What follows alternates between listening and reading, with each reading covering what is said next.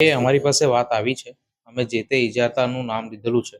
એ ઇજારદારને ખુલાસા માટેનો કાગળ લખી દીધેલું છે. આજે જે રૂટની કે જે વિસ્તારની આ ગાડી કહેવામાં આવે છે, એ રૂટમાં કે એ વિસ્તારમાં આજે ગાડી નથી એવું કોઈ દ્રશ્ય સર્જાયું નથી અને એ વિસ્તારમાં હાલની કામગીરી અપેક્ષિત થઈ રહી છે. અને ભવિષ્યમાં પણ હવે કાળજી રાખશું કે સદર કાં તો એના આજુબાજુનો કોઈ પણ વિસ્તારની ગાડી ખૂટે નહીં, યોગ્ય સ્પેર ગાડીઓ અવેલેબલ રહે અને કામગીરીને કોઈ ઠેસ ના પહોંચે અને કામગીરી અને સફાઈના ધોરણો યોગ્ય સ્તરે જળવાઈ રહે તે પ્રમાણે કામગીરી કરાવી છે. આમાં ઇજારદારને હાલમાં ખુલાસો આપવા માટે કીધું છે.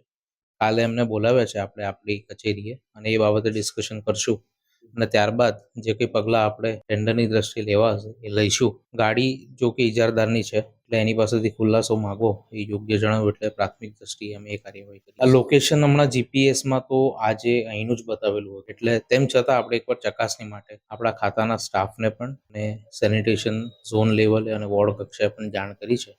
અને એમાં પણ જો કોઈ દ્રશ્ય સામે આવશે તો આપણે એમાં કડક પગલાં લઈશું. એમાં ટેન્ડર પ્રમાણેના જે કોઈ આપણાથી યોગ્ય પગલાં લેવાના હશે અને એની શરતોનું ઉલ્લંઘન થતું હશે ચોક્કસ પ્રમાણે એમાં